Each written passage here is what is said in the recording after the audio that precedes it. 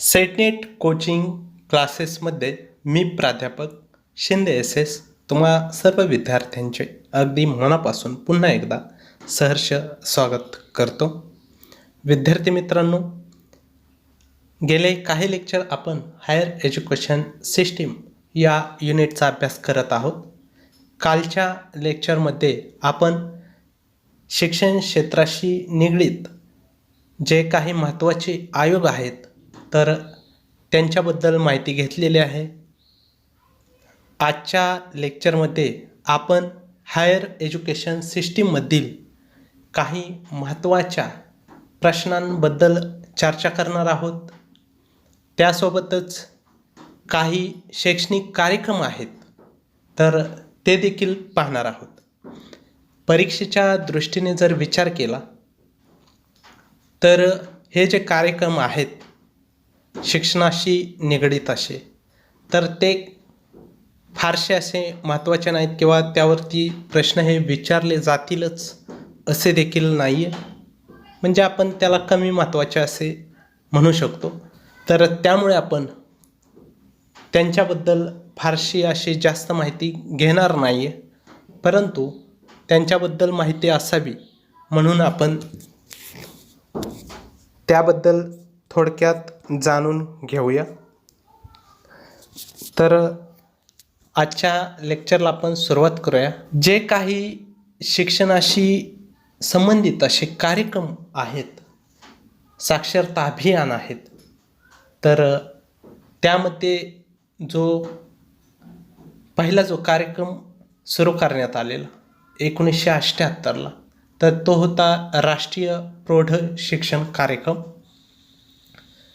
विद्यार्थी मित्रांनो, राष्ट्रीय प्रौढ शिक्षण कार्यक्रम हा एक अशा प्रकारचा कार्यक्रम आहे की यावरती कदाचित प्रश्न हा बाकीच्या कार्यक्रमांच्या तुलनेने जास्तीत जास्त विचारला जाऊ शकतो.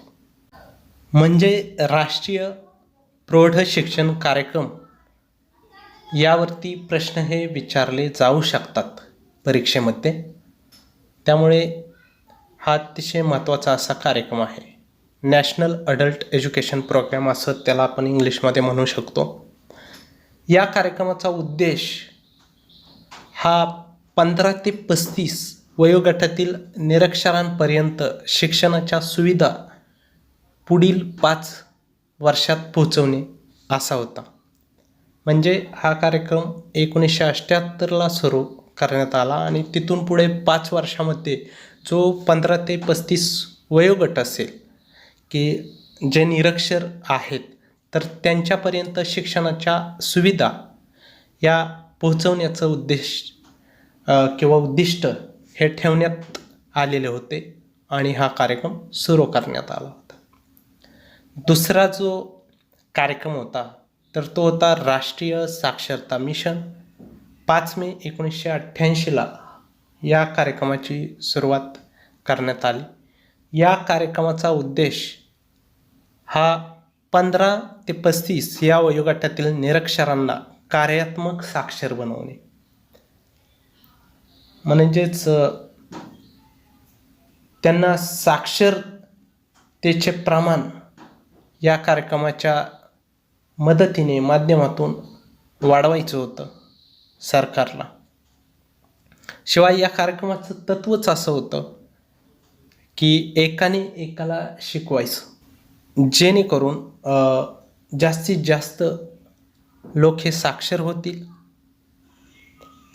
कार्यात्मक साक्षरता म्हणजे काय हे जर सांगायचं झालं तर फक्त वाचून लिहून किंवा गणित म्हणजे वजाबाकी बेरीज एवढंच न शिकता सामाजिक विकासाप्रती लोकांना जागृत कसं करता येईल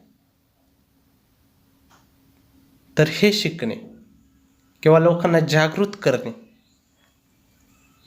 तर यालाच कार्यात्मक साक्षरता असे म्हणता येईल.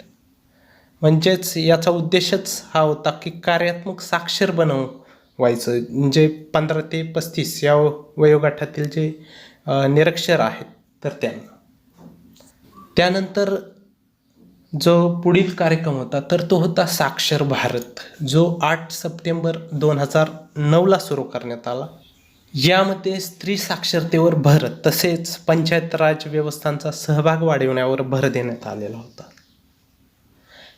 जवळजवळ यामध्ये 372 जिल्हे, 4441 तालुके व 1,61,993 ग्रामपंचायती सहभागी झाल्या होत्या.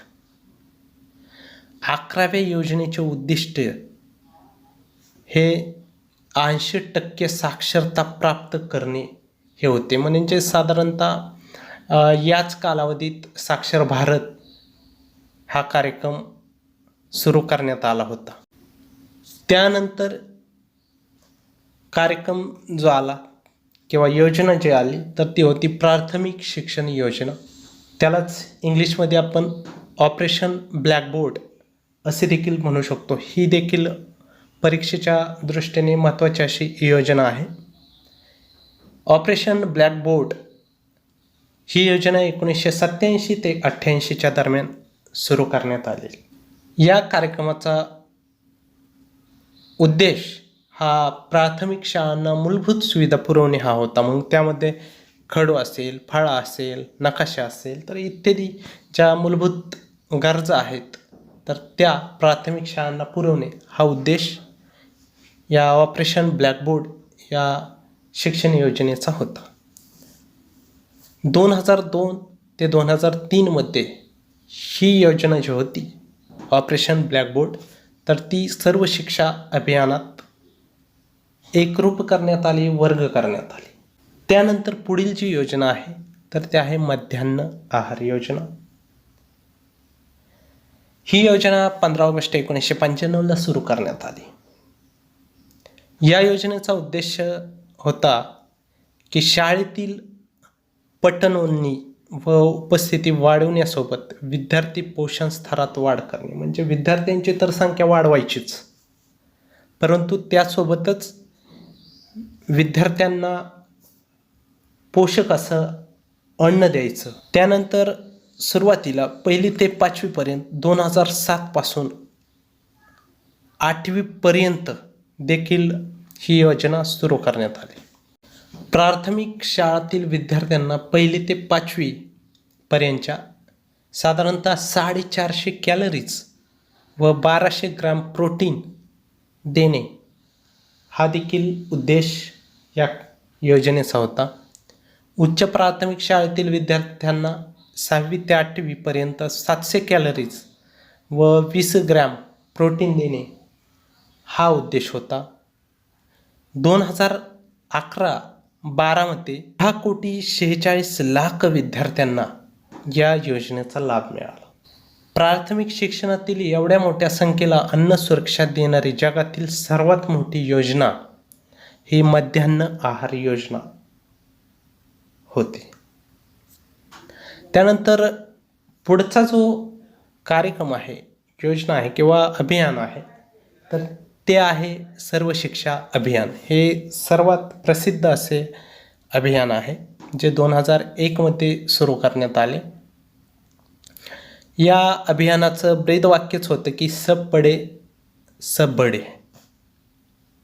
या अभियानाचं उद्दिष्ट होते तर ते होते की 6 ते 14 वर्ष वयोगटातील बालकांना उपयुक्त व योग्य प्राथमिक शिक्षण देऊन शिक्षणाचे सर्वत्रीकरण करणे, शालेय व्यवस्थापनात समाजाचा देखील सहभाग घेऊन शिक्षणातील सामाजिक, प्रादेशिक व लैंगिक भेद दूर करणे आणि या अंतर्गत किंवा या अभियानांतर्गत शाळा नसलेल्या ठिकाणी शाळा उभारणे, त्याबरोबर शाळांमध्ये पायाभूत सुविधा असतील किंवा सुधारणा करणे, मग त्यामध्ये पिण्याचे पाणी असेल किंवा शौचालय असेल तरी इत्यादी. त्यानंतर अतिरिक्त शिक्षण व त्यांना प्रशिक्षण देणे, शैक्षणिक साहित्य विकसित करण्यासाठी निधी उपलब्ध करणे, पाठ्यपुस्तके, गणवेश पुरवणे विद्यार्थ्यांसाठी, संगणकाचे प्रशिक्षण देणे, शिक्षकांच्या अध्यापन व निरंतर प्रशिक्षणासाठी 1995मध्ये शिक्षण अध्यापन राष्ट्रीय परिषद देखील स्थापन झाली होती. म्हणजे अशा प्रकारची योजना होती. तर सर्वात मोठी अशी योजना किंवा अभियान होते. त्यानंतर जी पुढची योजना होती तर ती होती मुलींच्या प्राथमिक शिक्षणासाठी राष्ट्रीय योजना. मुलींना प्राथमिक शिक्षण घेता यावं तर यासाठीची ही योजना सुरू करण्यात आली होती. National program for education of girls at elementary level. जुलै 2003मध्ये या योजनेला सुरुवात करण्यात आली. सर्व शिक्षा अभियानाची उपयोजना शैक्षणिकदृष्ट्या मागास तालुक्यात या अंतर्गत मुलींच्या शिक्षणास प्रोत्साहन देण्यासाठी आदर्श समूह शाळा उभारणे, मुलींना स्वतःबद्दल आदर व आत्मविश्वास वाढवणे, व्यावसायिक व जीवन कौशल्य शिक्षण देणे, तर हा उद्देश या कार्यक्रमाचा होता. म्हणजे खास करून ही योजना मुलींसाठी अंमलात आणण्यात आलेली होती. त्यानंतर पुढची जी योजना होती तर ती होती कस्तुरबा गांधी बालिका विद्यालय. तर ही योजना ऑगस्ट 2004मध्ये सुरू करण्यात आली. 2007 पासून सर्व शिक्षा अभियानाची उपयोजना अनुसूचित जाती, जमाती व अल्पसंख्याक गटातील मुलींसाठी उच्च प्राथमिक शिक्षणाची सोय असणारी विद्यालय उभारणे हा देखील या योजनेचा उद्देश होता. त्यानंतर माध्यमिक शिक्षण योजना देखील काही अंमलात आलेल्या. तर त्यामध्ये देखील राष्ट्रीय माध्यमिक शिक्षा अभियान याला देखील सुरुवात करण्यात आली होती. तर हे अभियान 2003मध्ये सुरू करण्यात आले होते. यामध्ये माध्यमिक शिक्षणाची उपलब्धता व स्तर वाढवणे हा उद्देश होता. त्याबरोबर शाळांची उपलब्धता देखील वाढवणे, माध्यमिक शिक्षण घेणाऱ्यांची संख्या 75% वाढवणे हा देखील उद्देश होता. गुणवत्ता वाढवणे व विषमता दूर करणे. 2017पर्यंत माध्यमिक शिक्षणाच्या उपलब्धतेचे सर्वत्रीकरण करणे. त्यानंतर 2020पर्यंत माध्यमिक शिक्षणातील जी गळती आहे, म्हणजे विद्यार्थी जास्तीत जास्त शिक्षण घेत नसायचे, तर ती गळती जी आहे तर ते थांबवणे. शिवाय 30 विद्यार्थ्यांमागे एक शिक्षक पाहिजे आणि विज्ञान व गणित व इंग्रजी विषयावर जास्तीत जास्त भर देणे हा या अभियानाचा एक भाग होता, उद्देश होता. तर अशा प्रकारच्या या काही महत्त्वाच्या शिक्षणाशी निगडीत अशा योजना होत्या. विद्यार्थी मित्रांनो, आत्ता आपण हायर एज्युकेशन सिस्टीम या युनिटच्या संदर्भातील काही प्रश्नांचा विचार करूया. कशा प्रकारचे प्रश्न हे परीक्षेमध्ये विचारले जाऊ शकतात, तर ते प्रश्न देखील आपण पाहूया आणि त्यावरती चर्चा देखील करूया. Sadler commission was mainly appointed for, म्हणजेच सॅडलर आयोग जो होता तर तो मुख्य रूपामध्ये टिंबटिंबसाठी नियुक्त केला गेला होता. ऑप्शन आहे 1 शिक्षणाचं व्यावसायीकरण करण्यासाठी, ऑप्शन 2 उच्च शिक्षणासाठी, ऑप्शन 3 आहे प्रायमरी शिक्षणासाठी आणि ऑप्शन 4 जे आहे तर ते आहे माध्यमिक शिक्षणासाठी. विद्यार्थी मित्रांनो, कालच्या लेक्चरमध्येच आपण या सॅडलर कमिशनबद्दल माहिती पाहिलेली आहे. सॅडलर कमिशनलाच दुसरा एक शब्द आहे किंवा दुसऱ्या एका नावाने ओळखलं जातं आणि तेच आहे कलकत्ता युनिव्हर्सिटी कमिशन. आपण त्याबद्दल माहिती देखील कालच्या लेक्चरमध्ये पाहिलेली आहे. तर हे जे कमिशन होतं किंवा हा जो आयोग होता तर तो मुख्य रूपामध्ये कोणत्या गोष्टीसाठी नियुक्त करण्यात आलेला होता, तर याचं बरोबर उत्तर आहे हायर एज्युकेशन. म्हणजेच काय, तर उच्च शिक्षणासाठी हा आयोग तयार करण्यात आलेला होता किंवा नियुक्त करण्यात आलेला. पुढचा प्रश्न घेऊया. भारतीय शिक्षणाशी संबंधित आयोग नियुक्त करण्याची सुरुवात ही कोणत्या सरकारने केली? ऑप्शन 1 आहे ईस्ट इंडिया कंपनी, ऑप्शन 2 आहे भारतातील ब्रिटिश सरकार, ऑप्शन 3 आहे भारत सरकार आणि ऑप्शन 4 आहे की वरीलपैकी एकही नाही. तर कोणतं उत्तर हे योग्य वाटतं तुम्हाला? तर विद्यार्थी मित्रांनो, याचं बरोबर उत्तर आहे ईस्ट इंडिया कंपनी. तर ईस्ट इंडिया कंपनीनेच भारतीय शिक्षणाशी संबंधित आयोग हे नियुक्त करण्याची सुरुवात केलेली होती.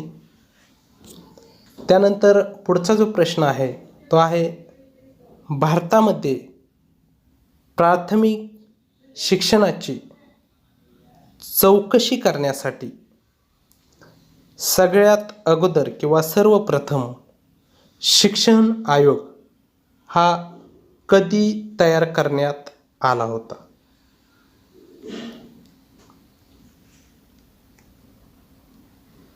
ऑप्शन 1 आहे 1920, ऑप्शन 2 आहे 1822, ऑप्शन 3 आहे 1940 का ऑप्शन 4 आहे 1947.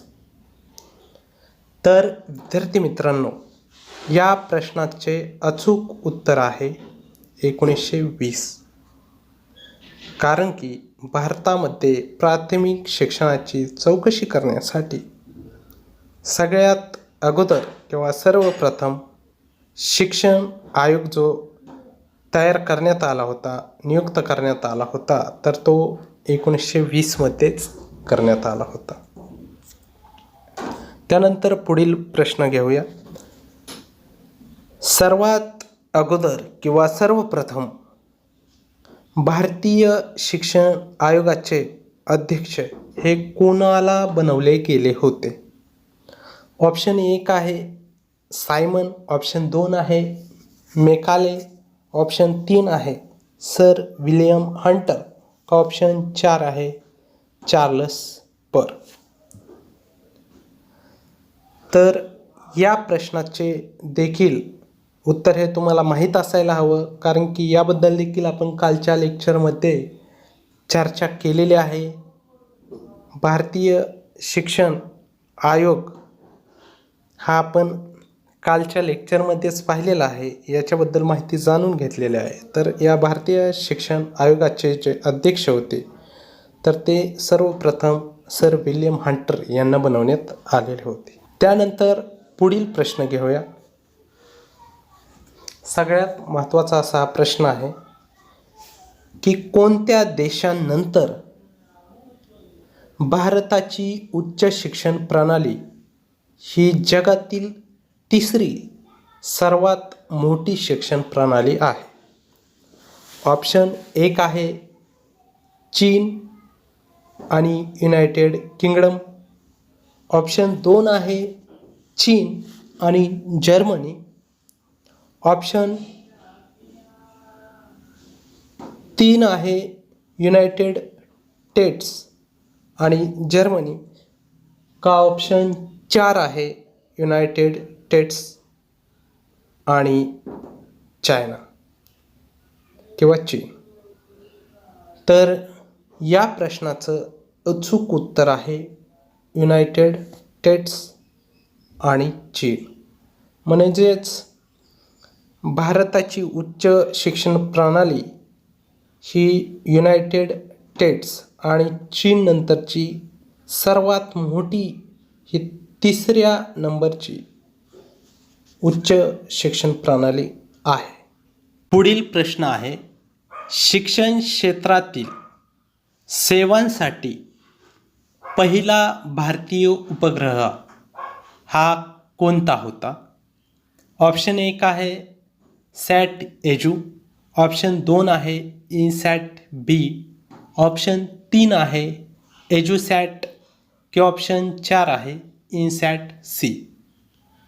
तर या देखील प्रश्नाचे उत्तर हे आपल्याला माहीत असायला हवे, कारण की हा प्रश्न देखील सेटनेट पेपर 1मध्ये विचारला जाऊ शकतो. या प्रश्नाचे अचूक उत्तर आहे एज्युसॅट. तर हा शिक्षण क्षेत्रातील सेवांसाठीचा पहिला भारतीय उपग्रह आहे. त्यानंतर पुढील प्रश्न आहे की भारतातील पहिले संरक्षण विश्वविद्यालय कोणत्या राज्यात आहे? हरियाणा, आंध्र प्रदेश, उत्तर प्रदेश की पंजाब? तर या प्रश्नाचे अचूक उत्तर आहे हरियाणा, कारण की हरियाणामध्येच भारतातील पहिले संरक्षण विश्वविद्यालय किंवा रक्षा विश्वविद्यालय आहे. तर विद्यार्थी मित्रांनो, अशा प्रकारचे काही महत्त्वाचे असे प्रश्न आपण आजच्या लेक्चरमध्ये पाहिलेले आहेत. त्यासोबतच शिक्षणाशी निगडीत असे काही कार्यक्रम, योजना किंवा अभियान यावर देखील आपण चर्चा केलेली आहे, याबद्दल देखील माहिती घेतलेली आहे. हायर एज्युकेशन सिस्टीममधील आपण जवळजवळ सर्वच पार्ट किंवा टॉपिक हे पूर्ण केलेले आहेत. त्यामुळे आत्ता आपल्याला या युनिटवरील प्रश्नांवर जास्तीत जास्त चर्चा करावी लागणार आहे. पुढील लेक्चरला आपण पुढील काही महत्त्वाच्या घटकांचा अभ्यास करूया. आजच्या लेक्चरमध्ये आपण इथेच थांबूया. स्वतःची आणि कुटुंबाची काळजी घ्या. धन्यवाद.